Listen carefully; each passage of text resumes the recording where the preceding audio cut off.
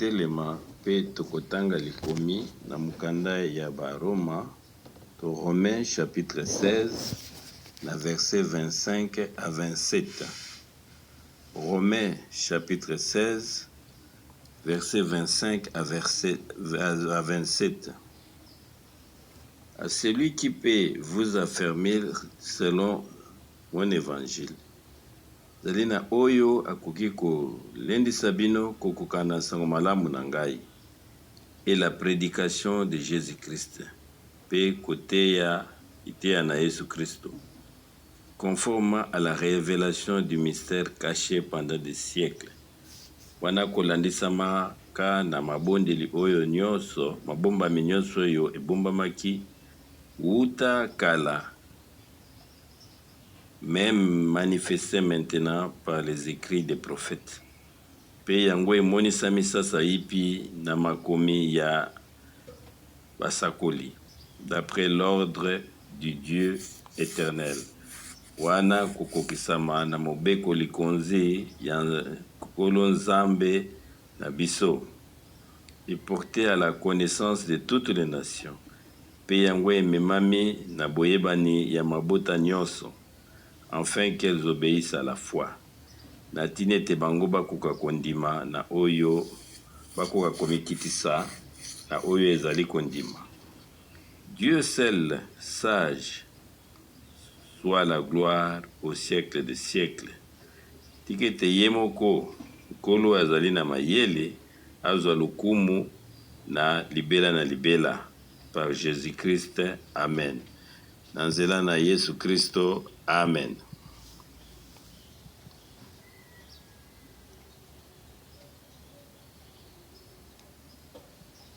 Chers frères et sœurs dans le Seigneur,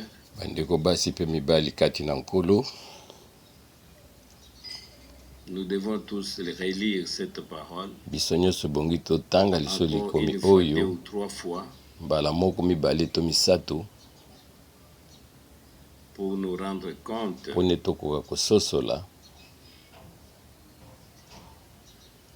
de ce qui se passe à notre époque. Vraiment, les grands mystères que Dieu porte à son achèvement en Christ, à notre temps, était resté caché de toute éternité,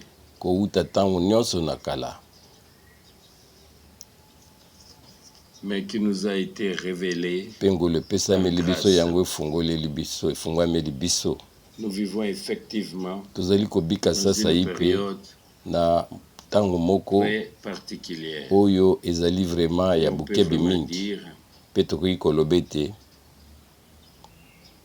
c'est le dernier message adressé à l'église du Dieu vivant. Avant le retour de Jésus-Christ. Nous avons reçu de très nombreuses salutations de tout le peuple, de toutes les langues, Mère Batik. Nous recevons les salutations des partis et nous réitérons bango mbote na bango nyonso na mabota nyonso na minoko nyonso epai bozali. Nous avons entendu dire que biso toyokai koloba le mystère de Dieu, o mabomba nyonso na Nzambe, l'ensemble nyonso du plan de rédemption, boyeba makambo nyonso Nzambe alobaki na nzela ya plan na ye ekomi mena na suka. Et nous pouvons y prendre part. Ça c'est biso petri kozwa mwa ikiteni na biso. Lisons encore quelques passages bibliques. Tokotanga mwa makomi oyo ekolendisa biso na kondima. Et puisse-t-il vraiment en être ainsi. Yango ezala ndenge wana. Et tous accordent leur foi à Dieu et sachent pe batu nyonso bapesa kondima na bango epai na Nzambe pe bayeba ete ezali liloba na mutu te oyo biso tozali koteya mais la sainte parole de kasi Dieu. oyo ezali liloba na bule na Nzambe. Nous lisons Tokotanga de Romains chapitre 1er na Baroma chapitre 1er to ya liboso verset 1 na verset ya liyambo pe ya mibale to 1 et 2. Moi Paul, Ngai Paulo, serviteur de Christ Jésus, mosali na j'ai Kristo été Yesu mis à Kristo, part ngai batie ngai dans pembeni un appel na ndenge Nzambe abengaki ngai mpo nazala ntoma mpo na ete nasakola qui sango ya lobiko na Nzambe. avait été promis auparavant Oyo par ezalaki le prophète elikia dans les Saintes banda kala na nzela na Nous rendons bantoma, grâce au Seigneur. mpe tozali kopesa nkolo na biso matondi. Frères et sœurs, Ndeko mwasi mpe mobali, ce n'est pas pour faire preuve d'arrogance ezali te mpona na mitombola, kasi ngai nazoyebisa bino lelo, ngai frère Frank, serviteur de Jésus-Christ, j'ai été nazali appelé mosali na Yesu Kristo mpe babengaki ngai le 2 avril le 2 avril 1962 à porter le message na tina ete nateya sango malamu na Nzambe du salut à toutes les nations oyo ya lobiko na banation nyonso, mabota nyonso, fait confirmer mpe Nzambe akokisi dans les yango saintes écritures na nzela ya makomi na ye, par les prophètes na nzela ya basakoli, puis dans le Nouveau Testament. mpe katikati na Nouveau Testament na nzela bantoma na ye. Frères et sœurs, Bandeko basi mpe mibali,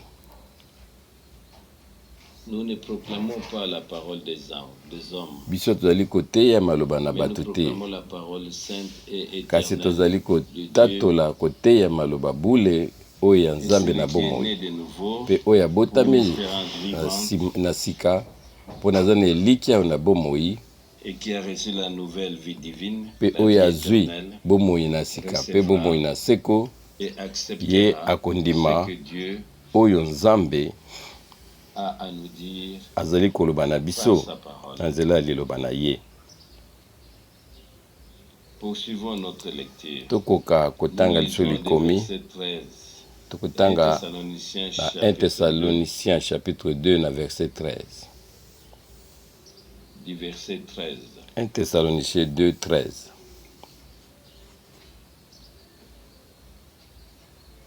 C'est pourquoi nous ne cessons aussi de dire notre reconnaissance à Na Dieu. tina na yango toali koloba te, kolemba te, kopesa matondi na Nzambe nsima na biso koyamba liloba na liloba oyo boteyi biso. Biso toyambi yango lokola liloba na mutu te, kasi lokola sikisiki comme la parole. ezali liloba na Nzambe. Maintenant que vous êtes devenus croyants, Sasa epi lokola bino bokomi bandima, efficace en vous. yango ezali mpe komimonisa na nguya na yango kati na bino. Loué soit le Seigneur. Tika ete nkolo akumisama mpo na Ce que lilokomi la oyo. parole de Dieu Nandimi ete liloba na Nzambe se révèle efficace en nous ezali komimonisa na nguya na yango kati na biso, qui croyons. na nzela na biso toyambi tondimi, Il se révèle mpe ezali komonisama, efficace en nous et deviennent réels. yango ezali na nguya mpe yango C'est que ezali nous ne na prêchons pas bomoi. seulement de bouche, mais nous Tozali croyons de koteya cœur kaka na maloba te, kasi tozali kondima na mitema na nous biso, soit révélé mpe liloba oyo emonisami par le Saint-Esprit. efungwameli biso na nzela ya molimo Frères et santo. sœurs, Bandeko basi mpe mibali, comme nous l'avons dit, lokola biso tolobaki le yango, message sango divin oyo na Nzambe du salut doit être oyo prêché na lobiko yango efo eteyama à toutes les nations na mokili mobimba en témoignage, na ntina ya litatoli, et cela est déjà écrit dans mpe Matthieu yango 24, ekomamaki verset deja 14, na Matthieu 24 na verset afin 14, que personne na ntina ete moto moko te n'ait d'excuse, akoka kozwa baeskize to kokima.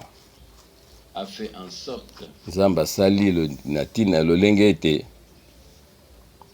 que par la retransmission, na koteya liloba oyo na bule, tout le plan de rédemption ete makambo nyonso Nzambe apreparaki mpe ebombamaki wuta kala et qui a été Bosso- révélé en Jésus-Christ mokili esalama mpe efungwameli biso kati na Yesu Kristo mpe efungwamela biso na ntango oyo na suka na nzela liloba na Nzambe mpe yango ememama na bato nyonso bazali libota na Nzambe na lolenge te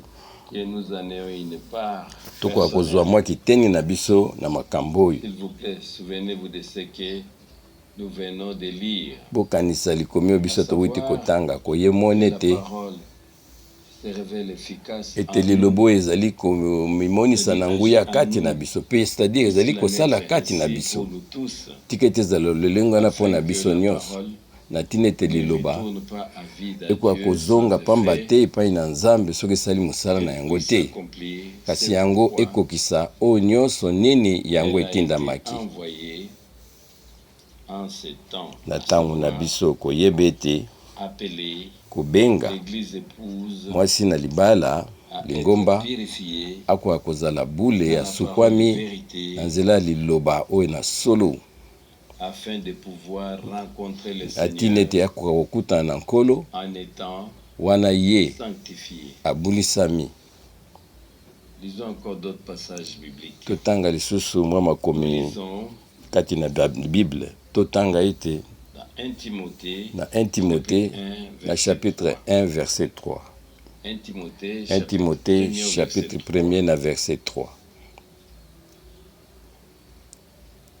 Lors de mon départ pour la Macédoine, wana ngai Paulo azali kokende na Macédoine, nayebisaki de rester plus longtemps à Éphèse na Timothée ete avanda mingi na Efeze afin que tu ordonnes à certaines personnes natina ete apesa ko mobeko lukonzi na bantu ne pas exposer des enseignements bateya makambo oyo ezali kati na Bible te. C'est exactement mon mandat. Pe yango ezali lolenge moko ndenge Nzambe atindi ngai Frère Frank nakoka kolekisa malakisi oyo ya mabe te amweki yango ezala katikati na Biblia.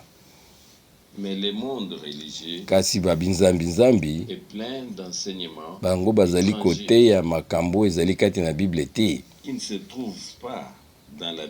oyo ezali kati na Biblia te. Pe Paulo azalaki koloba te posani ete Timothée na baye nyonso bazalaki koteya na Timothée bango batala vraiment bakengela ete malakisi oyo nyonso ya mabe ete baenseignement oyo nyonso to bilakisi oyo nyonso ezali kati na Bible te eteyama kati na lingomba te.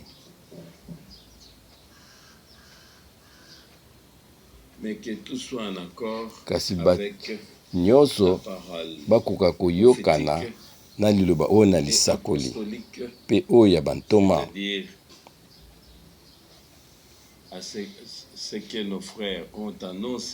kotalaka oyo to bandeko na biso bateyaki na ebandeli. Na ntina na yango na ntango na biso na suka tozali kozongela liloba likomi maloba ezalaki ya ebandeli malakisi oyo ya ebandeli oyo yango eteyaki na ebandeli na nzela na bantoma.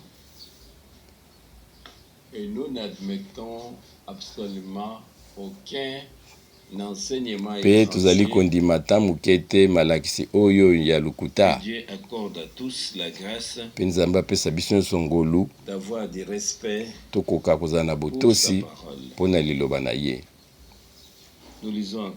Tokotanga lisusu na mokanda ya 2 Pierre pe tola mibale chapitre 2 pe na verset ya liboso. 2 Pierre chapitre 2 verset 1er. Il y avait cependant de faux prophètes. Nzoka nde ezalaki kati na mabota balakisi ya lukuta batoma ya lukuta. Il y aura parmi vous de faux docteurs. Pe kati na bino koya na bato ya mayela lukuta pe bakokotisa makambo oyo baenseignement ya lukuta ti na kowanganaka Nkolo Nkolo oyo ya asombi bango pe bakomema libebe kati na bango mbala moko. Il s'agit là aussi d'un passage biblique. Wana pe lakisi biso likomi moko ezali na nguya Avec une makasi proclamation aussi profonde pe oyo ezali katikati na profondeur de celle que Dieu nous a confiée. mozindo na oyo nzambe apesi biso. Il faut le souligner doublement. Il faut kobeta sete vraiment kobeta sete na makambo oyo. Il y a eu en Israël. Lokola kuna na Israël ba sakoli ya lukuta bazalaki o babungisaki bato. Nous avons assisté pe biso tozali komona sasa epi makambo ndenge moko de l'église wana depuis lingomba ebandi na Nouveau Testament. Pensons à la première lettre d'envoi tokanisa na lettre ya liboso na Apocalypse chapitre 2 qui a éprouvé yo omekaki ce qui se faisait passer pour des apôtres ba oyo babingamaki ete bazali bantoma et qui a trouvé en eux kasi omonaki kati na bango bazali bato na lokuta. Et tout ce qui nous est rapporté dans les 7 lettres pe oyo nyonso tu ezolakisa biso dans les 7 âges de l'église de l'enseignement de Balaam kubandaka balakisi oyo ya Balaam pe oyo nyonso ezalaki ekolanda malakisi ya Jezabel oyo mwasi oyo ya motei ya lokuta pe baenseignement ya Balaam. Tout nous a été rapporté nyonso dans Apocalypse chapitre 2 elakisami biso na Apocalypse chapitre 2 na chapitre 3 ya imoniseli ce qui a été déjà insinué dans le christianisme yango deja bandaki kokola na lingomba oyo ya kala oyo lingomba oyo ya ebandeli mpe nga tikaki nabeta sete na likambo oyo malakisi ya solo ya bantoma yango etikali na biso yango nde tozali na yango mpe tozali kopesa nkolo matondi mpe oyo alingi kokwea kondima oyo Balaam alobaki mpe oyo bato nyonso bazali koloba na ndenge na bango etali bango kasi biso tozali kondima Nzambe mpe liloba na Nzambe ya kaka liloba wana. Bandeko basi mpe mibali, ne prenez pas ces choses à la légère. Bozwa makambo na penate na petete kasi botiango na mitema na bino. Et soyez reconnaissants. Tuko akozongisaka matondi epai na Nzambe. Ete Nzambe na ntango na biso atindaki mosali moko munene kouta na ye oyo alakisi biso makambo oyo bato mayele to Athanase to mutu moko songolo to mutu mayele moko boye oyo na binzambi bateyaki kasi ye amemeli biso oyo liloba na Nzambe ya bule lokola bantoma bateyaki yango. Totanga lisusu na mokanda ya Jacques chapitre 5 na verset 19 et 20. Jacques chapitre 5 verset 19 à 20. Mes frères, bandeko basi mepe mibali, si quelqu'un parmi vous soki ndeko moko kati na bino abungi musika na oyo ezali liloba na solo mpe moko na bino azongisi ye na nzela ayeba ete oyo azongisi moto oyo abungaki na bobungi na ye akobikisa molimo ya moto wana na kufa mpe ye moko masumu na ye mingi ekolimbisama. Liloba oyo lisusu doit également être souligné. Yango fo ebetama sete. Et cela fait partie de ma prédication. Yango nde ezali vraiment mateya na ngai. Je ne condamne personne. Ngai nazali kokondane mutu moko te. Je ne condamne pas celui qui s'est égaré. Nazali kokondane mutu oyo abungi te. Kasi ngai nazali kosenga na kombo na Yesu Kristo tous ete bino nyonso qui ont introduit des faux enseignements oyo nyonso bakotisi malakisi ya lokuta bakoka kozonga car nous avons mpona ete biso tozali kokonstate te kati na Biblia les faux enseignements malakisi oyo ya lokuta ezali komema na kufa, à la mort spirituelle. kufa oyo na molimo. Seul ce qui vient de Kaka Dieu lilobo ewuti epai na mène la Nzambe, vie. yango nde ezali kopesa Et c'est bomoi. pourquoi notre Seigneur, Na ntina na yango nkolo na biso azalaki koloba ete les paroles maloba oyo que je nazali vous koyebisa ai bino adressées ezali bomoi et vie. mpe yango ezali Encore une molimo. fois, Mpe je le dis lisusu nazali koloba na bino de la part de Dieu, kowuta na Nzambe. agissant de sa parole. Ngai au nom de nazali Jésus-Christ. kosala kowuta na Nzambe na kombo na nkolo na biso Yesu Kristo ete Ils se bandeko sont nyonso égarés, oyo batiki liloba na ntango ya solo qui ont aussi mal compris to oyo basosoli Frère Branham mabe makambo Frère Branham alobaki, et qui ont égaré ainsi les gens. mpe bango babungisi lisusu bazimbisi bato bakoka kozonga na nzela. Et surtout en ces derniers moments, Mpe avant surtout le na retour de ntango Jésus-Christ, oyo na suka liboso ya boyei na Yesu c'est laisser Kristo soumettre, bamikitisa vraiment c'est laisser corriger mpe bazwa sous la correction main puissante de Dieu, na liboko na nguya ya Nzambe, bazonga au Seigneur. bazongela nkolo Et revenir au Seigneur, car pour Dieu, mpo nete oyo etali Nzambe oyo ezali dit malamu na miso na et ye promis. oyo ye moko alobaki mpe alakaki. Nous lisons encore Tokotanga lisusu dans le livre des Actes des Apôtres, na chapitre mokanda 3, ya misala so Acte chapitre 3 versets 20 et 21. versets 20 et 21. Actes des Apôtres, chapitre 3, Acte chapitre 3 versets 20 et 21. je lis du verset 20. Tokotanga na verset 20.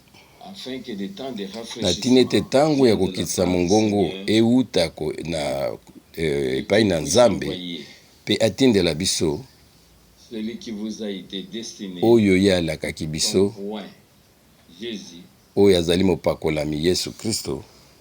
Nous attendons le temps du rafraîchissement. Biso tozali kozela ntango oyo ya kokitisa mongongo mpe oyo ntango oyo Nzambe aza kozongisa bomoi na nzela Molimo Santo. Nzambe asali na ntina ete tokoka kozonga na nzela ya Molimo, car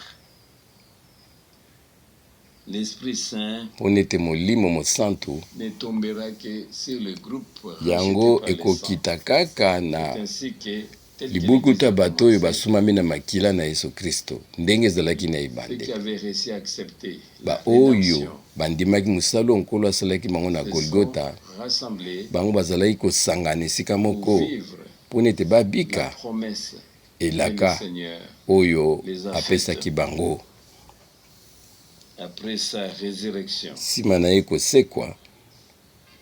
restez à Jérusalem ayebisi bango ete bovanda na jusqu'à ce Yerusalemi que vous soyez ti revêtus bino de bokotondisama la puissance na d'en nguya haut. oyo ekouta na likolo.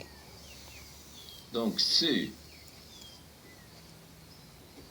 qui avaient accepté Kasi Jésus-Christ baoyo comme bandimaki leur Seigneur et Sauveur, Yesu Kristo lokola nkolo mpe mobikisi na bango, qui nous a donné la rédemption par mpe la oyo croix asikoli de biso Golgotha, kuna na par son saint sang, kroa ya Golgota na nzela makila na ye ya bule, et qui maintenant mpe sasa yipi est avec les siens après sa résurrection, azali na baoyo na ye nsima ne kosekwa, et leur disait mpe azali de koyebisa ne pas bango s'éloigner de bokende Jérusalem, mosika te na mais Yerusalemi, expérimenter la puissance kasi bino bokosala experience ya libatisi na Molimo Santo. et frères et sœurs. Bandeko basi mpe mibali, Laissez-moi le dire tout de suite. tika ngai mpe naloba na bino sasa yipi Ce ne sont pas seulement les 120 personnes ezalaki kaka bato balaki 120 te qui kuna étaient na dans chambre la chambre haute haute nde bango qui ont vécu babikaki l'effusion du Saint-Esprit. kosopana na Molimo Santo, Mais 3000 kasi nkolo abengaki soso 3000 oyo bayaki bakutani so na bango les jours de la Pentecôte, et nous Okolo sommes o na tous là Pentecôte. reconnaissants. mpe tozali Dieu ne reconnaissant fait pas seulement un commencement, na nyonso mpo na Nzambe azobanda kaka commencement te, naza c'est ce qui se kosukisa passe aussi à notre époque. mpe yango mpe ezali kosalama na ntango na Et a biso. fait un nouveau départ. Nzambe abandaki makambo moko ya sika Il a envoyé son serviteur prophète. atindaki serviteur na ye prophète oyo alakaki biso oyo abengi biso tokoka kobima na mabilakisa nyonso ya lokuta na binzambi oyo babengi bato bandimi mpe ye azongisi biso kati na liloba mpe ye azongisi biso kati na liloba na ntina ete ntango ya kokitisa mongongo mpe ya kopesa biso nguya na nzela ya molimo santo liboso te tokende na konetolama to na enlèvement ekokisama oyo nkolo na biso ali mopakolami azoya kopakola biso lokola bana na ye ye azali mosikoli na biso biso baoyo ye asombi ye oyo azali mopakolami mpe biso azali kopakola biso mafuta na ndenge na lingomba nyonso baoyo bapakolami na molimo santo ndeko mwasi mpe mobali kala mingi te tokobika nguya na nzambe na ndenge moko nano esalama te mpe na verset 21 ya chapitre 3 ya misala na bantoma bonge te lole yamba ye ntina ntango ya kozongisa makambo nyonso ndenge nkolo alobaki na maloba ya basakoli na ye wuta banda kala. Topesa merci na nkolo mpo na liloba oyo oyo ezali kolakisa ete mosikoli na biso akangami kuna na likolo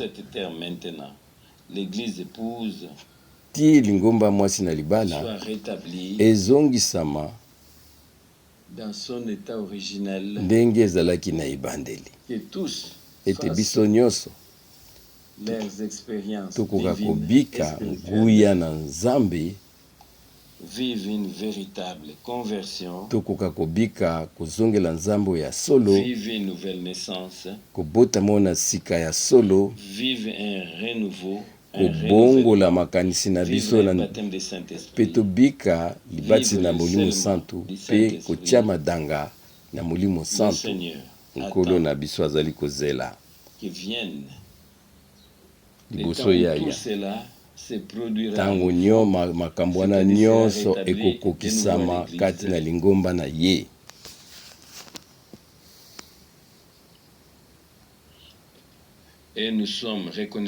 Mpe biso tozali kozongisa matondi na nzambe mpo tokomi vraimen na ntango na suka.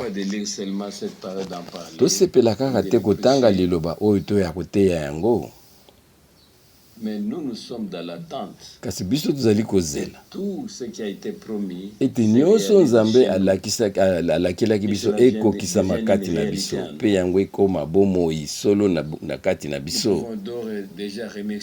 Tobanda deja kopesa matondi na nkolo mpona ete nyonso kozala malamu, mpona ete boyei na ye mwasi na ye libala akozala na tache litonda ata moko te ata ride moko te. Mpe tozali kozongisa matoyi na nzambe mpona yango na ntina yango sango na suka yango emememelaki biso na ntina ete na mabota nyonso mpe na minoko nyonso baponami babengama mpe babongisama mpona mokolo monene ya bozongi na Yesu Kristo oyo azali nkolo na biso. Tokotanga lisusu na mokanda na Matayi chapitre 17 na verset 11. Matayi 17 na verset 11. Ye azongisaki bango liyano Eli akoya mpe akozongisa makambo nyonso mpe tolobi amina na makambo oyo ezali elaka nzambe apesi biso kokokisama na ndenge alobaki yango na Ancien Testament na mokanda ya Malachi 4, 5 à 6 to dans les 2 derniers versets mpe azali kokokisa yango sasa ipi Prophète Eli avait pour tâche yazalaki na mosala moko de convoquer le peuple de Dieu. kobenga libota na Nzambe. Puis, alors qu'ils étaient sur le mont Carmel, Pe wana bazalaki na mont Carmel kuna na il ngomba. s'adressait à la foule. Pe ye ayebisaki libota mobimba. Jusqu'à quand Pona nini bino cherez-vous bozali kokendaka na loboko mwasi to mobali kolandaka bato? Seigneur Soki nkolo et Dieu, azali Nzambe, suivez-les. bolanda ye. Nous connaissons tous Biso frères et toyebi sœurs, les nyonso Saintes Écritures. Et makomi il en est de même pour Frère Branham. ezali lolenge moko Il na a frère été Branham envoyé comme le prophète promis. oyo batindaki lokola profete alakelamaki biso, Et Nzambe on peut alakelaki vraiment se biso. demander Pe combien tokoki de temps, komituna combien de temps ntango encore boni lisusu, le temps est venu ntango ekomi de ne pas boiter de deux côtés, tokoka kolanda bilandalanda mais de te, savoir kasi tokoka koyeba ete aussi vrai que sikisiki Dieu a promis lokola des temps nkolo de rafraîchissement, apromettre biso ntango ya rafraîchissement qu'il a fait la promesse ndenge alakaki yango, et que tout sera remis en ordre, eke nyonso kozongisama lokola ezalaki na ebandeli, c'est-à-dire tout sera mis en place. ete nyonso kozongisama na esika na yango. Là, c'est la promesse de Dieu Wana que elaka na nous venons de Nzambe lire, oyo towuti kotanga, comme il a promis le temps de la rafraîchissement. lokola ye il a promis apromettre de ntango rétablir oyo toutes choses, ya c'est-à-dire de kokisa remettre toutes choses en mongongo ordre. nyonso ekozongisama ndenge ezalaki na Ils vont ebandeli. passer outre cela, non. Tokoki kokende andeo ya C'est la makambo parole qui te nous parle. oyo eza eloba na Nzambe nde ezali Bien-aimés koloba frères na et biso. sœurs, nous allons participer à un service de Bandeko guérison. basi pe Frère mibali Branham, tokoparticipe sikoyo na service ya guérison oyo ya William Branham, il a mpona ete été ye ateyaki kaka tellement te, béni par Dieu, kasi ye apambolamaki mingi il na a Nzambe, également pu assister mpe à de ye nombreuses asalaki makambo, Nzambe asalaki guérisons. makambo ebele na bomoi na ye, baguérison na nzoto mpe na molimo Ce que notre Seigneur a dit, c'était oyo vraiment réalisé. nkolo alobaki na eloba nde eza ekokisamaki vraiment. Les œuvres que je fais, bisalo nga nazali kosala vous le faire aussi. bino mpe bokosala yango. Et nous sommes reconnaissants au Mpe tozali Seigneur kopesa matondi na nkolo que la confirmation mpona ete nguya na ye na kati na liloba na ye ait eu lieu. yango Frères ekokisamaki. et sœurs, Bandeko basi mpe mibali, lorsque Frère Branham wana ntango frère Branham mentionne la colonne de feu azali kosolola litina na likonzi na moto, qui est venue sur une personne eyaki likolo ya moto moko pendant la songolo prière ntango ye azali kobondela pour les malades, mpona bamaladi. rappelez-vous Bokanisa que ete Dieu ete Nzambe est surnaturel. ye azali mutu te, ma aleki mutu, Briller une lumière akoki surnaturelle. kobimisa molimo moto mpe ngengi. Il a été avec le peuple d'Israël. Ye azalaki na libota na Dans Israël Exode 13, kuna na Exode chapitre 13, les deux derniers versets. les deux derniers versets. Le jour, Na dans la moi colonne de nuée, yalaki na la nuit, likonzi na dans la lipata colonne de mpe feu. na butu likonzi na moto, Et il a éclairé les chemins. mpe azalaki kolakisa bango nzela, banzendo alakisa bana na ye nzela na ndenge eleki makanisi na moto, na pole oyo eleki makanisi na moto. Et lorsque Paul, dans Acte 9, Mpe na acte 9 wana Paul azali kosolola ndenge nini ya bongola ye motema, wana azalaki na chemin na Damas, ye amonaki une lumière surnaturelle pole moko oyo eleki makanisi na motu ebimaki, ezalaki liboso na ye. Nous connaissons tous Biso l'histoire de la toyebi conversion nyonso de Saul. histoire oyo ya kobongola motema ya Saulo akomaki Paul. Et si vous allez ensuite aux Actes chapitre Mpe soki 12, tokie na acte chapitre 12 Jacques a été assassiné tomoni te Jacques ye babomaki ye, et Pierre a été mis en mpe prison. Petelo atiamaki kuna na prison, bakangi ye bachaine. Et soudain, à Mpe minuit, mbala moko na minui une likonzo na lumière moto surnaturelle ekotaki, vint mpe et l'ange du Seigneur est entré ekomaki dans la mwanzi pièce. ya na nkolo akotaki katikati na prison wana, mpe Petelo bachaine na ye ekweyaki, mpe baporte nyonso efungwamaki, conduit dehors. mpe ye amemamaki libanda. Frères et sœurs, Bandeko mwasi mpe mibali, Christ Yesu Kristo est le même azali lolenge moko, et il parle pe ye azali koloba na ye na kati na mokili oyo lokola pole na ntina ete oyo nyonso akolanda ngai avanda na molili te kasi ye azala na pole na bomoi. Donc Dieu a confirmé le message. Nzambe a confirmé sango na ye. Et les services de guérison na banzela ya kobikisa bato ont en effet été vécus par des centaines de milliers de personnes. Pe bato ebele babikaki makambo yo depuis plus de 30 ans na ministère ya frère Branham na nzela na ngolo. Pe ngai frère Frank nazalaki kati na masanga wana tikete Nzambe apambola bino sasa epi boyoka na bokebi pe bondima pe bopesa Nzambe merci pona bino pe lisusu bobikisami nyonso ekomi ya suka ezalobi ko na nzoto na molimo bolimbisi kokangolama sikolama na nzoto pe molimo na biso na molimo elimo pe nzoto yango ekokisamaki kuna na croix na Golgotha.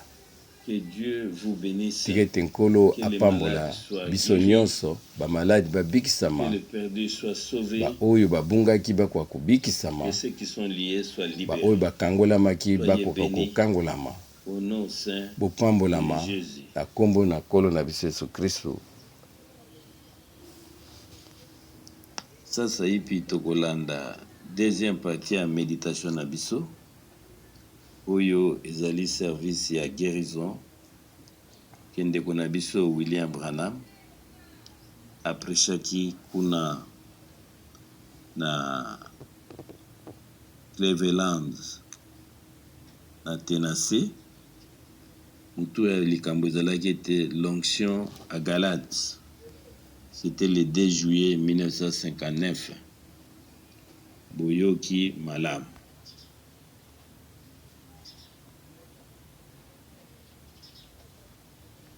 God does know you. Then if I can submit Voyez, Dieu est fidèle. Bokoyi komona Nzambe azali sembo. À la disposition du Saint-Esprit de telle pe sorte soki qu'il puisse natikete prendre un contrôle molimo total sur moi. mosantu ekamba ngai Voyez, bozali komona alors ce n'est pas moi, ezali c'est ngai lui. te kasi ezali ye. there's the woman, I guess we're strangers to each other. Est-ce que c'est la femme? Nous sommes des étrangers. Ngai na mwasi oyo Mais toyebani te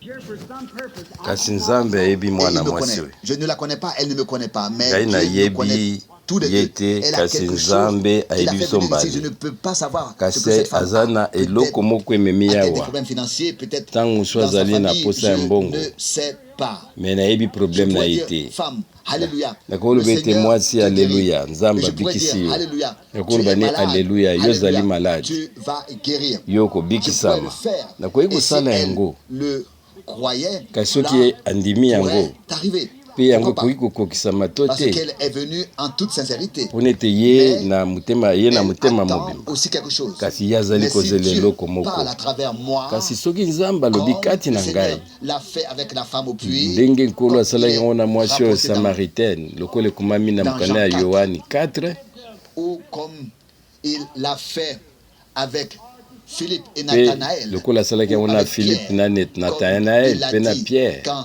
il les a rencontrés mpe pour la première ndenge fois. alobaki na Qui bango ils ntango étaient, où akutanaki ils bango étaient. mbala Et le liboso Seigneur fait soki ressortir, bazali ce banani Seigneur fait ressortir soki quelque chose de ta nkolo vie akoki koloba maintenant. eloko moko ya Les mwasi besoins que oyo tu as eu, eske les besoins bokondima que tu as eu ou ce que tu as maintenant, tu C'est-à-dire, sauras quand même, alors si c'est vrai ou pas. yo Et si Dieu koyeba sait ce qui a soki été, alors il ezali sait ya ce qui solo est ou pas. et ce qui sera. Nzambe na biso ayebi oyo ezalaki oyo ezali mpe Alors, ekozala sasa ebi tobondela Ô Seigneur, o au nkolo nom de Jésus-Christ, na kombo na le Fils yesu de kristo Dieu, mwana na nzambe je m'en remets entièrement à nazali toi, komizongisa ô mobimba na Seigneur. ngai katikati na yo na maboko na Prends-moi yo tout entier, zwa ngai mes mobimba na pensées, ngai mon makanisi esprit, na ngai tout elimo ce na que ngai je suis, nzoto na et ngai tout ce qui est nyonso en moi. nazali Accepte-le, oyo ô nyonso ezali ya ngai quel ndima pauvre yango vase o nkolo tu ngai as nakoki pris. kutu te naza na ntina moko te Je lève les kasi yeux ozwi vers ngai toi natomboli et miso na ngai liboso likolo na yo te prie, mpe sois avec nabondeli nous yo tika tozala na biso bénis d'une manière pe pambola na nde lolenge extraordinaire. moko nanu esalama te Purifie et sanctifie tout le monde. Et bulisa sois pe avec sanctifie bango nyonso pe zala nous. na En effet, biso tu l'as révélé, tu l'as caché, pardon, aux sages. yo et obomba aux yango na bato intelligents. na Mais tu l'as mayele révélé aux petits kasi yo enfants. fungoli Qu'ils yango na bana sachent tous mike aujourd'hui que tu es sasi Christ et que ipi tu es bayebe le ete même. yo Qu'ils ozali sachent yesu kristo qu'il y ali a de lolenge l'onction moko en mpe Galade bakoka et que kososola tu es ete encore aujourd'hui molimo azali kati le na médecin. galade ete lelo yo Puissent-ils ozali tous avoir des monganga cartes de prière monene ou ne pas mpe en baoyo avoir? nyonso baza na karte to Puissent-ils bakarte te être guéris? bango nyonso Puissent-ils simplement babikisama croire tika ete bango et bandima reconnaître que tu basosola te ete manifestes simplement yo comme le ozali même à komimonisa travers lokola ton oyo azali serviteur. lobi lelo mpe libelibela kati na Accorde-nous mosali na yo tout cela au nom de kokisa Jésus-Christ. yango nyonso oyo na nkombo na Amen. nkolo na biso yesu kristo S'il vous amen plaît, soyez dans le recueillement. Et au bandeko nom de to biso Jésus-Christ, nyonso je prends tokoka chaque kozala na âme kosambela sous mpe na son nkombo na yesu contrôle. kristo nazali kozwa molimo nyonso ezali awa na Je kontrole ne na te ngai connais pas. ndeko mwasi ngai nayebi Si yo le te Saint-Esprit me soki révèle molimo quelque santo chose ezali kolakisa ngai eloko que tu moko sais oyo que je oyebi ne peux pas savoir, oyebi yango ke l'accepteras-tu? ngai nayebi yango te okondima Tu ye vois, tu sais que cela doit venir de manière surnaturelle. yango Soit du ifo diable, euta soit na de Dieu. swati C'est na surnaturel. molimo Car mabe je swati na ne nzambe te connais pas. ngai Bien sûr nayebi yo te que ce n'est pas possible. Si tu yango penses que c'est l'ennemi, ce sera tu seras ezali ndenge wana soki ozali récompensé par lui. kokanisa Si tu ezali penses que c'est molimo Dieu, mabe tu seras récompensé wana par Dieu. molimo Comme mabe tu le korekompanse penses, soki comme tu la ozondima sais, ete ezali il en sera nzambe ainsi. yango En ce ekokokisama temps-là, ndenge yo ozali autrefois, kokanisa Nathanaël yango nde disait, tu es le ekokokisama Christ, na le ntango wana Fils du Dieu natanaele vivant. azali koloba ete oyo ozali Et il a kriste dit, mwana na nzambe na béni bomoi sois-tu, mpe yesu tu ayebisaki feras et ete vous verrez opambolama de plus grandes mpe choses omona encore. makambo lisusu minene Encore.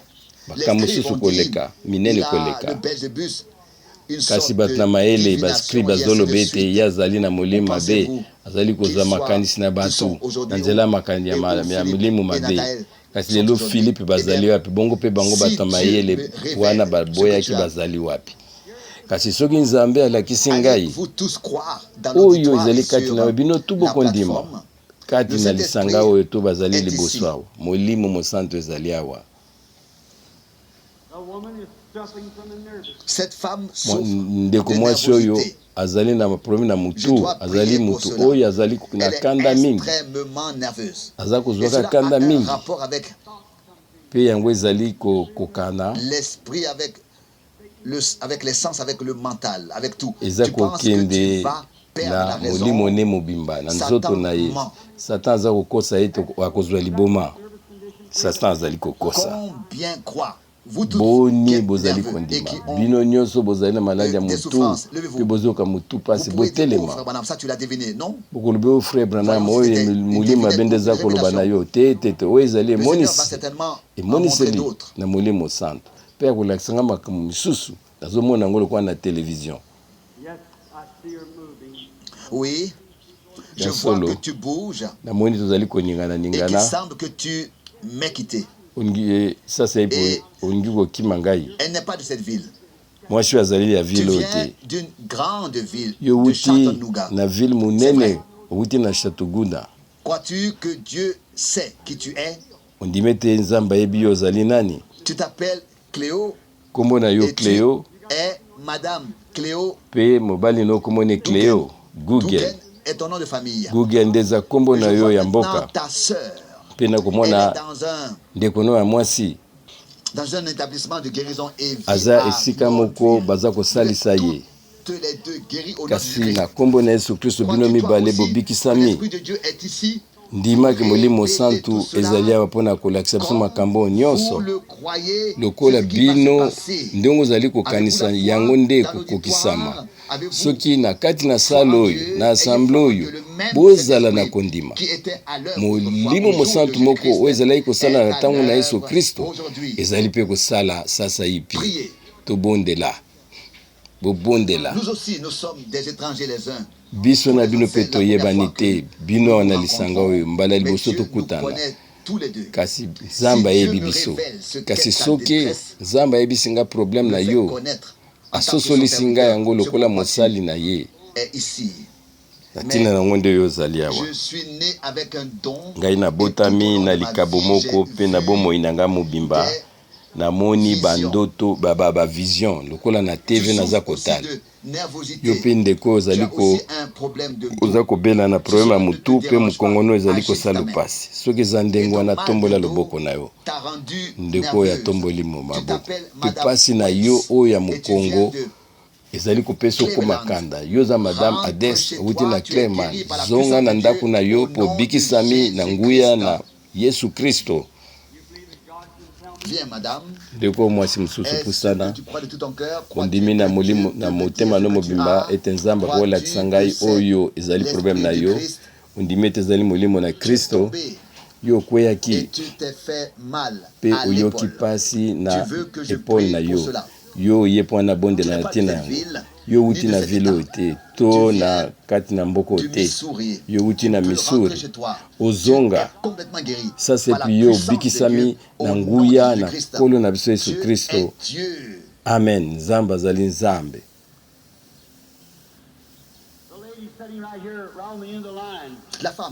Ndeko mwasi oyo avandi kuna na suka kuna ye pa azali kobondela yazali problème na motema na yo ndime ete Yesu Kristo abikisi yo ndime ete abikisi yo oyo mpe kuna ozali kotala ondime ete Nzambe akobikisa yo soki okoki kondima ndima yango zonga na ndako na yo mpo obikisami. Ndeko mwasi oyo aza na bango ya mibale ondime ete Nzambe akobikisa yo yo ozali maladi oyo na estoma Yesu Kristo abikisi yo oza na carte de prière te oza na bosenga te Nzambe asi abikisi yo yo osimbi ye asimbi nganga Nzambe monene na nzela ya kondima asimbi Yesu Kristo mwana na Nzambe pe ye Yesu Kristo azali na mawa mingi mpo na biso azali kosenga na lisanga mobimba bondima omo liloba na Nzambe ezali koloba molimo na Nzambe ezali présent bodute te bozala na kondima na nkolo. Ndeko mwasi biso na yo mpe toyebani te tomonani kaka lelo soki Nzambe alakisenga oyo ozali okondima ete ngai nazali prophète na Nzambe mpe mosali na yo okondima yango okondima ete ezali molimo na Nzambe entre ngai na mwasi oyo likonzi na moto ezali entre biso mibale likonzi ezali eske bino bozomona yango likonzi na moto ezali kotambola pembeni na mwasi oyo eza wana mpo na ye moko te mwasi oyo aza mpo na ye moko te me mpo na moto mosusu azobondela mpo na mwana na ye oyo abokolaka mwana wana azali awa te mpe mwana wana aza na Georgia mpe mwana mwasi wana mwana na ye wana aza na problème na motu mpe ezosala pasi mpe azali kotanga na pasi koloba pasi namoni mwana mwasi wana nabikisami te kasi ndeko mwasi soki yo ndima ete mwana na yo abikisami na nzoto mpe na molimo na kombo na Yesu Kristo ondimi mwasi mwana na yo bokolaka abikisami ondimi ete ndeko mwasi Nzambe akolakisanga problème na yo mwasi yo mosusu epona nini yo ozali awa mpona nini yo ozali awa. Un moment, quelqu'un a touché le Seigneur. Sasa ipi mutu moko asimbi kolo na kondima. Le monsieur âgé assis là-bas. Oyo mondeko ya mukolo avandi kuna. Problème à la jambe. Azali na problème na likolo na ye. Fallait ba opérer yo. Yo za na carte de prière te. Assis là-bas, tu as prié et tu as cru. Yo ovandi kuna bondelaki pe ondimaki. L'ange du Seigneur est maintenant à tes côtés. Moi je nakoli aza siko pembeni na yo. Ndima ete yo bikisami na nguya na Nzambe na kombo na Yesu Kristo. Yo simbi souverain sacrificateur wa eza na mawa mingi. Kozala na doute te. Ndeko asimbi nani? Qu'est-ce que c'était? Ezalaki nani? Il a prié. Abondelaki pe andimi. Et j'ai vu. Pe na moni. Qu'il se passait quelque chose. Et il n'a même pas de carte de prière. Il y a une carte de prière. Dans la ligne de prière. L'ange du Seigneur. Moi, je n'ai kolo atelemaki pembeni na ye. Likonzi na moto ezalaki likolo na ye. Voulait opérer sa jambe. Pe médecin ngaki ko opérer likolo na ye. Andima na motema ne mobimba aza suna posa opération te. Bondima bino nyonso. ete nzambe azali awa là en esprit, azali na ici, molimo na ye kati na il est biso Dieu. ye azali Il a nzambe toujours été Dieu. Il ye sera azali toujours kaka Dieu. nzambe mpa Il est kotikala le même nzambe et il est le même encore ici mpe aujourd'hui. azali lolenge moko lobi Le lelo même. mpe libela na libela Est-ce que c'est la femme suivante pour laquelle je mwasi oyo dois mpe nazali komona prier? Si Dieu me révèle quelque soki chose de ta nzambe vie, akoki koyebisanga probleme ya bomoi na yo okondima ye le croiras-tu? okondima ye Tu as peur d'avoir un cancer, oui. yo ozali kobanga Tu ye as te okoka été kozwa opéré cancer mpona ete du sein baoperaki yo na et libele tu as peur que le mpe cancer yo ozali kobanga ete cancer revienne. ekoka Eh kozonga bien, si c'est vrai, lève soki la main yango tombola pour que mosapi les na gens yo le voient. mpona ete bato bamona Il y a yango pourtant de l'onction en Galade. ezali nde na molimo Tu na kati na n'as pas galade besoin d'une autre opération. medecin azali awa oza na posa ya operation mosusu te yo obikisami na nguya na nkolo na biso yesu kristo nzambe asalaki operation ya liboso kuna na jardin d'eden ntango abimisaki eve katikati na adamu oza so na posa ya operation te zonga na ndako na yo mpe obikisami na nguya na nzambe na makila na yesu kristo. Je sens que quelqu'un dans l'assemblée pense nazali komona koyoka que je lis dans les moto moko na pensées. assemble azokanisa ete ngai nazotanga makanisi Qui na est cette bato personne? Je le dirai. soki nzambe Je le alakisi dirai. nga moto yango na kotanga nkombo na ye mpe na koyebisa bino. Sitting right there with TB. Quelqu'un est assis là-bas, ndeko moko avandi kuna na suka azali na bapota un na homme jeune, un jeune homme. As-tu une carte de prière? Non. Pas du tout. bapoumon na Mais ye tu as la tuberculose. aza na Le tuberculose grand médecin est proche de toi. munganga monene aza pembeni na yo ndeko mobali Tu as touché le souverain yo sacrificateur simbi souverain sacrificateur telema et remercie Dieu. mpe pesa nzambe Tu es merci guéri de la tuberculose, abikisi yo na tuberculose par la na puissance yo de Dieu. na nguya na Au nom nzambe de Jésus. na nkombo na yesu kristo. Que cet homme vienne donc tika ici. ete moto oyo aya liboso Toi awa ici. yo Mets ta main dans la mienne. tia loboko na yo na S'il te loboko plaît. na ngai Quand Dieu me révélera ce que tu as. soki nzambe alakisi nga oyo ozali na yango comme problème koyeba ete yesu kristo azali lolenge moko yesu kristo lolenge moko mpe Tu as azali une awa maladie asthmatique. yo ozali na problème ya Et cette pema maladie te quitte maintenant. tika ete maladi oyo ebima sasa ipi Je l'ai pas du tout regardé. Écoute, si tu nazali crois koyebisa soki que okondima ton mal de cœur te quitte, tu peux toi aussi. problème na yo ya partir ici. motema Toi aussi, tu as de l'axe. ekei yo mpe okoki kokenda obikisami kozala na dutu te bozala na kondima Croyez-vous de tout votre cœur? bondima na mitema na bino mape ndeko kuna ndima na motema no mobima oza na posa ya operation te yo mpe obikisami Tu peux aller manger ton repas du kende soir. lia Tu bilei es na yo guéri. yo obikisami Oh, une telle foi. o kondima ya Toi ndenge oyo aussi, yo tu peux mpe kuna être guéri. Crois nzambe seulement. abikisi yo que ndima c'est déjà kaka fait. ekokisami C'est deja déjà arrivé. Toi, tu n'as pas besoin d'être opéré. yo mpo oza na Ta posa tumeur baopere a été te enlevée. Tu mpe es mbuma guéri. na yo ezalaki na nzoto yango ekimi Crois-tu que ton mal de dos est guéri? oyo Alors ndeko marche kuna ton ndima chemin et ete mokongo na yo ya pasi esili kende mpe vous croyez sepela tous maintenant, bondima êtes-vous bino satisfaits nyonso que sasa epi Jésus-Christ se manifeste ete yesu si kristo azali puissamment komonisama au milieu na de vous, nguya na ye comme nyonso étant le kati na même. biso lokola lolenge Allez moko simplement remercier le Seigneur. bokende Il l'a bopesa déjà nkolo fait. merci Vous êtes tous guéris. bino nyonso Combien de bobikisami fois, banani vous, bandimi yango dans toute l'assemblée, bino nyonso il y a kati de na l'onction en lisanga Galade. ye Y a-t-il un molimo médecin? ezali kati na Est-il galade présent? munganga monene azali Il katikati est na le grand biso médecin. ye azali munganga Le grand monene médecin. ye azali munganga Et monene maintenant, mpe sasa proche de ipe nous.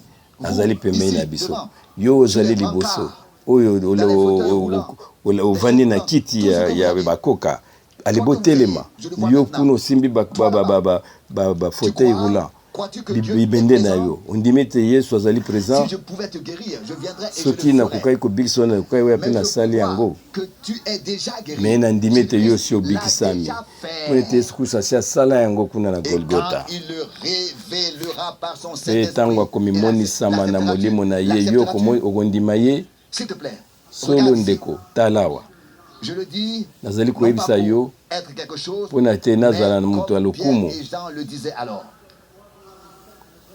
C'est simplement arrivé. yango kaka nde C'est ekokokisama arrivé. yango ekokisami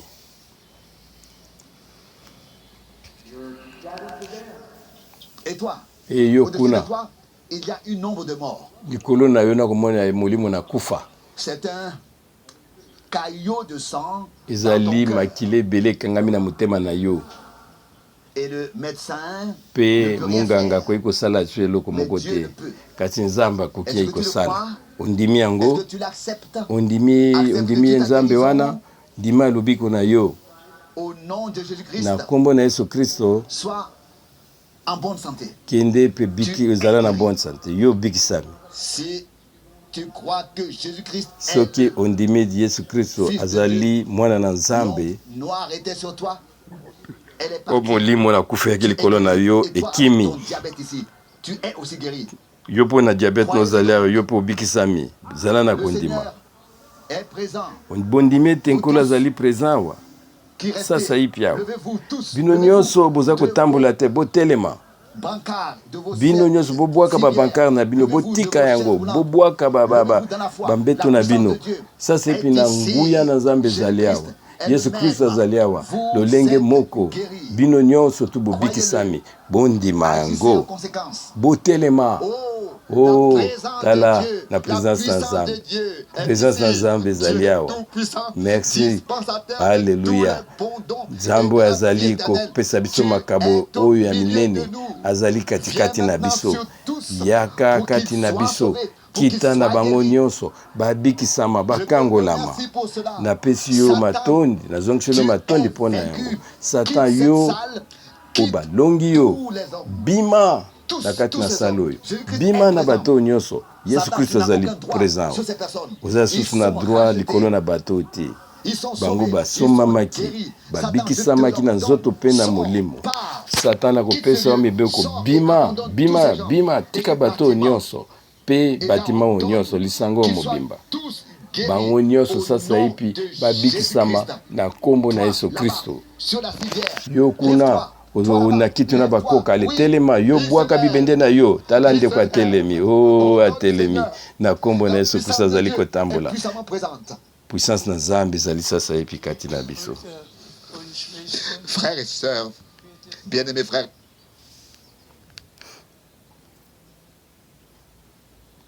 bandeko basi mpe mibali bandeko mibali nous avons assisté au service devant de guérison. tolandi service oyo na guérison biso Je nyonso suis tellement reconnaissant à Dieu mpe nazali kozongisa matondi na que j'ai nzambe assisté mpo à nete des ngai moko services frère de frank guérison. nazalaki kati na makambo na masanga wana Mais laissez-moi maintenant vous donner mpe tika ete ngai napesa bino na mwa maloba moke témoignage na ngai monene en décembre na mwa oyo ya décembre 1980 j'étais dans des pays africains ngai nakendaki na bamboka oyo ya baafrike kuna Ghana, mpe mboka na suka ezalaki ghana Accra, kuna na ville ya Accra et j'ai dû y passer la nuit. mpe ngai nalalaki na hotel moko Très mauvais hôtel. ezalaki ya malamu vraiment te mpo nete nakomaki moto oyo na suka Et j'ai eu 4 piqûres mpe bangungi 4 baswaki ngai qui transmettent la baoyo bazali kopesa malaria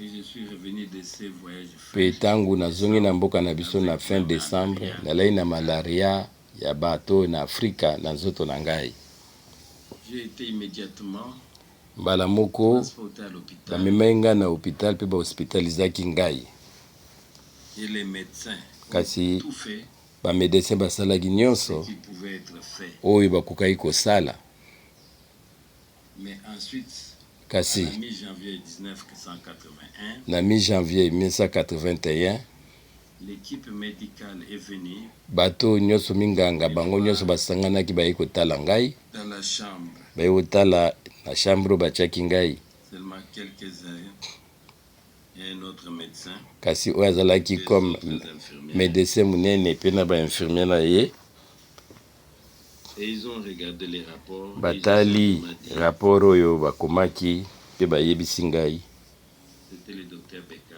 Qui nkombo ya disait, docteur wana ezalaki nous beka sommes désolés. abe te tokokoka oyo te moyen tosala lisusu eloko eza Les te globules rouges ont été mangés. baglobule rouge na ye eliami Ils sont en dessous de 50%. yango eza moins na se ya 40%. Il n'y a plus rien à faire. moyen susu ya kosala te ifo akufa Prendre congé de vous. biso totiki ye moyen tosala te eleki biso mayele. Et puis le mardi est arrivé. Mpe mardi ekomaki Une grande équipe est arrivée. ekipe mosusu ya bamedecin eyaki Plusieurs médecins. mpe ebele baye batali nga mpe balobi likambo ndenge moko kaka. Il n'y a rien à faire. eloko ya kosala eso ezali te moto ifo akufa Et ils sont partis. mpe bango bakendaki. Et puis est venu le mercredi nsima na yango ekomaki mercredi où ma femme m'a dit mwasi na ngai ayaki mpe alobi na ngai en 3 minutes. bokei molamu. Et puis est venu le jeudi mpe ekomaki jeudi où 2 infirmières bainfirmiere mibale sur le lit d'hôpital bayaki na mbeto na ngai batindi ngai kuna epai bato bakufaka bazali. et un rideau à gauche et à droite. ezalaki rideau moko na gauche mpe à droite ezokabola biso. Et à ma droite, il y avait quelqu'un qui était à la mpe na gauche. maboko na ngai mobali alaki ndeko moko mpe yaninga kokufa me ayebaki nzambe te. efu mona mpona kufa ndenge azalaki koganga Il était là allongé. ye alalaki wana. Et moi, de l'autre côté, j'ai dit Seigneur, mpe ngai kote na ngai mpe na bete nkolo soki olingi ete na epai na yo tiendrai-je devant. ndenge nini nakotelema liboso na yo. Et l'instant après, nsima na yango j'ai été retiré de mon corps ngai nabimaki na nzoto na ngai et amené dans la gloire. mpe namemamaki na nkembo. J'ai assisté à ngai l'enlèvement nabiki ndenge nini konetolama ekosalama to enlèvement. namoni biso nyonso tolataki bilamba ya pembe, Tous étaient jeunes. biso nyonso tozalaki Toutes les bilenge sœurs na basere. avaient de longs cheveux qui pendaient. basere bazalaki na suki eti na mokongo, Tous les frères, bandeko nyonso mibali, tout était là. biso nyonso Et tozalaki les wa vêtements mpe brillaient. tolataki bilamba ya pembe ezalaki kongenga, Il n'était pas seulement brun, mais il ezalaki ya brillait. pembe te me ezalaki kongela. Oh, je pourrais vous dire, et nakoka vous koyebisa expliquer bino tout makambo oyo nyonso ngai toute nabikaki la procédure. ndenge nini makambo nyonso ezalaki koleka. Tous les yeux étaient d'abord tournés vers l'ouest, miso na biso nyonso etalaki kuna na west, tous se tournaient vers l'est. nsima na yango totali na este epai mo ebima, Et puis tous se tournaient vers le haut. mpe nsima biso nyonso totali miso na biso likolo.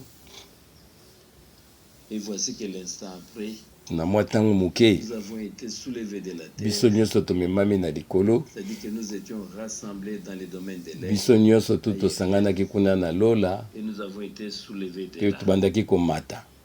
Et après, nsima na yango après quelques instants, nsima na yango mwa na ntango moke j'ai regardé encore plus haut natali su kuna likolo koleka, et j'ai vu la nouvelle Jérusalem. ngai namonaki nouvelle Jérusalem, mboka oyo na sika. C'était le plus grand jour. ezalaki mokolo monene ya bomoi na ngai Janvier, kuna na mi janvier, c'est vendredi là. ezalaki vendredi. Que le Seigneur soit simplement remercié. tika ete nkolo akumisama mpona ete Que je n'ai pas seulement des services de guérison, kaka nabiki kaka service ya guérison te, mais que j'ai vécu ngai moko la nabiki guérison divine.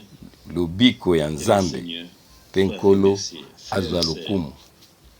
ndeko soyez basi mpe mibali fortifiés, bokoka soyez bénis, kozala vous les fort, malades, bopambolama bino soyez bamaladi, guéris bino par nyonso la bobikisama puissance de Dieu, na nguya na par le nzambe, sang versé na nzela makilo esopanaki na à Golgotha. Golgotha.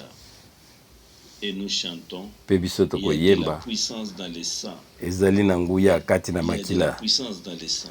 nguya ezali na makila na Yesu Et Kristo, vous êtes guéris, mpe bino vous êtes bobikisami, sauvés. bino bobikisami mpe na molimo, Vous appartenez à Jésus-Christ. bino baoyo Merci Dieu bozali bato na pour Yesu la Kristo. rédemption totale, bopesa nzambe pour merci les mpona derniers messages, lisikoli na bino mobimba, tout ce que Dieu a mpe fait. mpona sango na ntango na suka, mpe mpona nyonso nzambe asali na ntango na biso. Remerciez déjà topesa ye matondi aussi pour ce qu'il va encore mpe faire. na oyo nyonso ye Et nous akosala, sommes dans une grande attente. mpe biso tozali kozela Et nous vraiment, serons témoins de tout. mpe biso tokozala batatoli na makambo oyo nyonso nzambe akosala lisusu. Loué soit son nom tika ete glorieux. kombo na ye monene ekumisama. Amen.